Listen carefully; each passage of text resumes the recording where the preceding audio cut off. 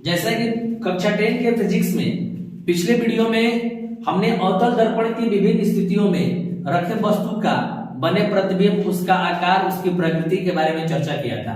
तो लास्ट में हमने बोला था कि ठीक उसका एक शॉर्ट ट्रिक्स हम लोग सीखेंगे।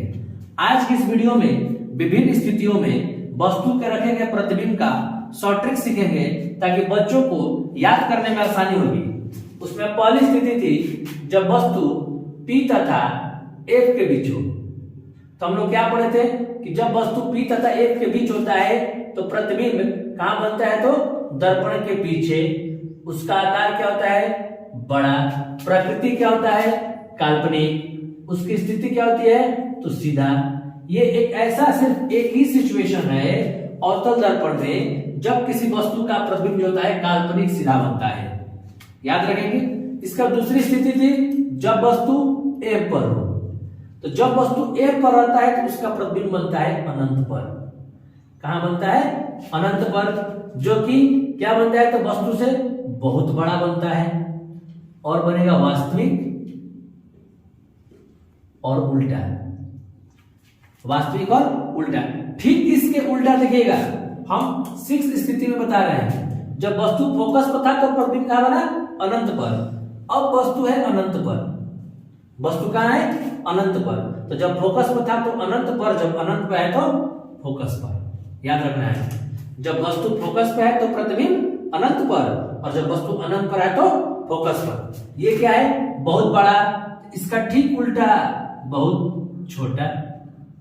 यहां पर याद रखना है कि वास्तविक ही होगा और उल्टा। एक स्थिति के बाद सारे बनने वाले प्रतिबिंब वास्तविक और उल्टा है। बस ये याद रखना है, सिर्फ एक स्थिति काल्पनिक और सीधा है, अन्य सभी वास्तविक और क्या है, उल्टा है। बात करते हैं तीसरी स्थिति पर।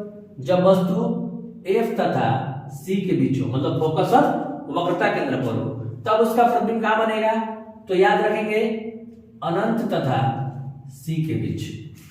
अनंत तथा C के बीच बड़ा। बाकी तो लिखा हुआ है कि वास्तविक और उल्टा। ठीक इसके नीचे आइए स्थिति 5, जब वस्तु अनंत तथा C के बीच हो। देखिए, जब फोकस पर और वक्रता केंद्र के बीच था तो अनंत और वक्रता केंद्र के बीच बना।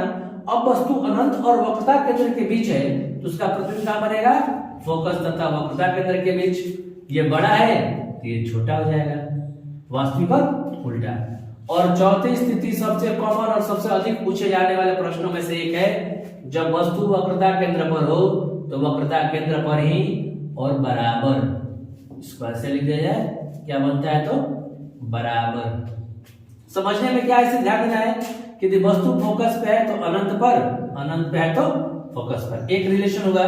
दूसरा रिलेशन याद करना है, जब वस्तु F और C के बीच है तो अनंत तथा C के बीच है, और जब वस्तु अनंत तथा C के बीच है तो F और C के बीच। यह ध्यान देना है कि जैसे जैसे हमारा प्रतिबिंब मिरर से दूर जा रहा है वैसे वैसे उसका आकार घटते जा रहा है। इस चीज को ध्यान देते हुए आप लोग इस पूरे टेबल को लिख लेंगे, याद कर लेंगे। याद नहीं आए, दूसरी जो है वो छठा है, तीसरा जो है वो पांचवा है, चौथा जो है सब एक समान है, और पहली स्थिति से है जिसमें काल्पनिक और सीधा प्रतिबिंब बनता है। कभी कभी क्वेश्चन आ जाता है कि अवतल दर्पण के किस स्थिति में वस्तु का काल्पनिक प्रतिबिंब बनता है, तो याद रखेंगे कि जब वस्तु फोकस और ध्रुव के बीच स्थित हो तब। ठीक है। और उसके बाद किस स्थिति में वस्तु का दर्पण के पीछे प्रतिबिंब बनता है, उसका भी सेम होता है। दूसरे तरह से क्वेश्चन आता है कि वक्रता केंद्र पर रखे वस्तु का प्रतिबिंब कहां बनता है, तो वक्रता केंद्र पर ही और बराबर। इसकी संरचना सबसे अधिक मात्रा में आती है।